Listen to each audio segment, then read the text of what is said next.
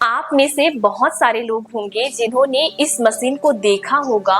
ये machine spirometer है। Spirometer अगर लंग्स में कफ बन गया है या फिर लंग्स से संबंधित कोई ऐसी परेशानी है जैसे इम्फेसिमा, अस्थमा, निमोनिया या कोई ऐसी संक्रमण बीमारी लंग्स में जो लंग्स की कैपेसिटी को घटा रही है और संक्रमण फैलते जा रहा है, ऐसे केस में स्पायरोमीटर का उपयोग किया जाता है। ये कफ को बाहर निकालने में, लंग्स की क्षमता को बढ़ाने में, जो फेफड़े है उसकी क्षमता बढ़ाने में, संक्रमण को रोकने में मदद करती है।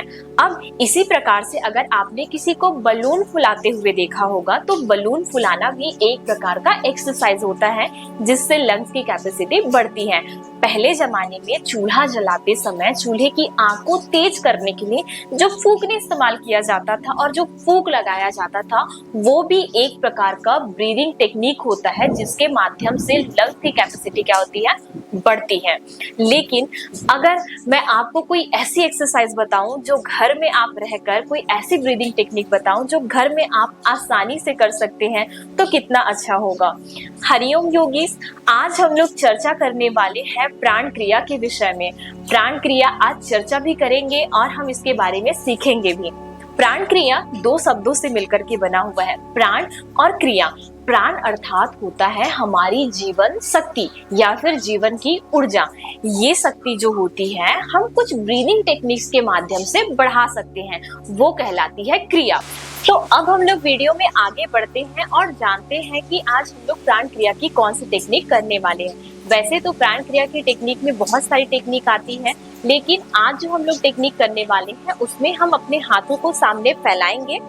सामने हाथों को फैलाते पूरी पीठ सीधी होनी चाहिए। अब सांस लेते हुए हम मुट्ठी बंद करेंगे और हाथ को पीछे खींचेंगे। पीछे खींचते समय आप सांस नाक से धीरे धीरे भरते जाना। अब सांस भरोगे तो चेस्ट आगे आएगा, थोड़ा सा एब्डोमेन भी एक्सपांड होगा और हेड आप पीछे लेकर के जाएंगे, कंधे भी आप पीछे लेकर के जाएंगे।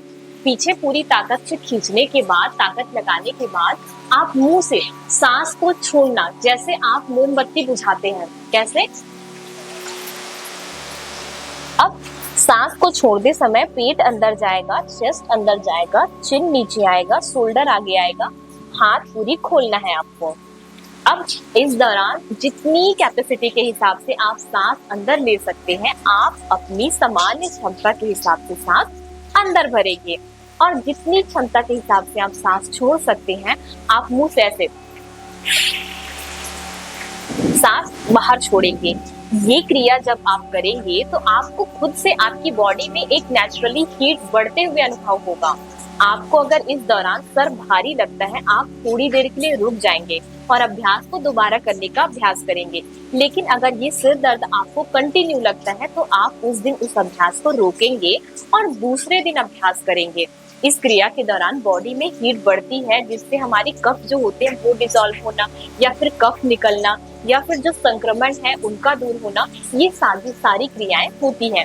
और साथ ही हमारे शरीर में इस दौरान ब्लड का जो सर्कुलेशन है, ब्लड का फ्लो है वो बढ़ता है। इसीलिए जिनका उच्च रक्तचाप है या बार बार जो ब्लड प्रेशर वो फ्लक्चुएट होता है, सडन निम्न हो जाना या फिर तुरंत उच्च हो जाना, इस केस में उन लोगों को नहीं करना है। और जिनको माइग्रेन से ज्यादा सिर दर्द हो रहा है तो उस केस में भी इस प्राण क्रिया को नहीं किया जाता है।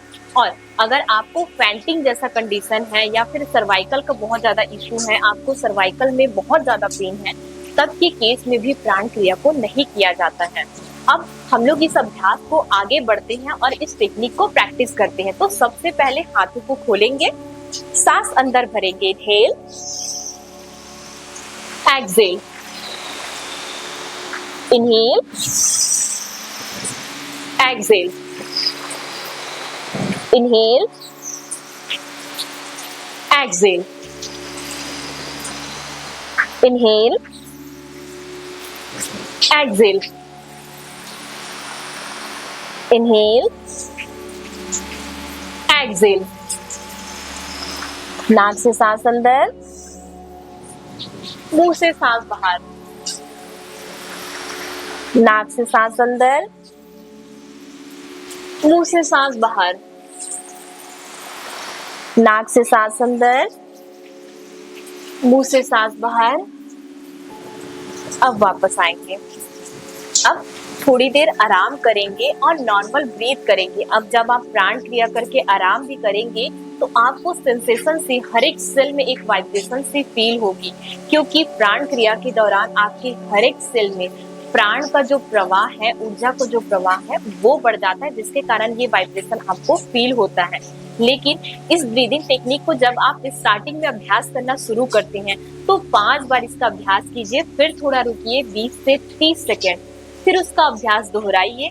एक दिन जब आप स्टार्ट करते हैं 5 बार, फिर 10 बार, 15 बार, इतना बार आप करके दूसरे दिन से इसका अभ्यास बढ़ाते जाइए। 10, 20, 25 ऐसा करते हुए ब्रीदिंग टेक्निक्स के टाइम ड्यूरेशन को, साथ ही ब्रीदिंग टेक्निक को आप बढ़ाते जाइए। अब इस ब्रीदिंग टेक्निक के दौरान आपका जो पेट है वो खाली होना चाहिए, और इससे अभ्यास को सबसे ज्यादा जिन लोग प्राणायाम या फिर मेडिटेशन करते हैं उन लोग उसके साथ में इसका अभ्यास करते हैं। ये उसके साथ में आपकी कुंडलिनी जागरण जो है उसमें मदद करती है, आपके ध्यान के स्तर को बढ़ाने में भी मदद करती है। और साथ ही अगर आप प्राणायाम के दौरान इस अभ्यास को करते हैं तो आपकी लंग्स की कैपेसिटी बढ़ाने में ये मदद करता है, जिससे आप दूसरे प्राणायाम को भी अच्छे से कर पाते हैं। अब इस प्राणायाम को आपने 1 बार किया, 2 बार किया, 3 बार किया, अब दूसरे दिन आप धीरे धीरे समय ड्यूरेशन बढ़ाते जाएंगे। लेकिन अगर आपको फैंटिंग या किसी भी प्रकार की कोई परेशानी हो रही है तब इस अभ्यास को आपको रोकना है। अभ्यास आप सीधे बैठ करके कर सकते हैं, आप सुखासन, पद्मासन, चेयर में बैठ करके भी कर सकते हैं, सोफे में बैठकर भी कर सकते हैं, पलंग में भी बैठकर कर सकते हैं। बस आपकी पीठ जो है वो सीधी होनी चाहिए और आपका पूरा ध्यान आपके सांसों में होना चाहिए, जिससे आपको प्राण क्रिया पूरा उसका फायदा दे पाए।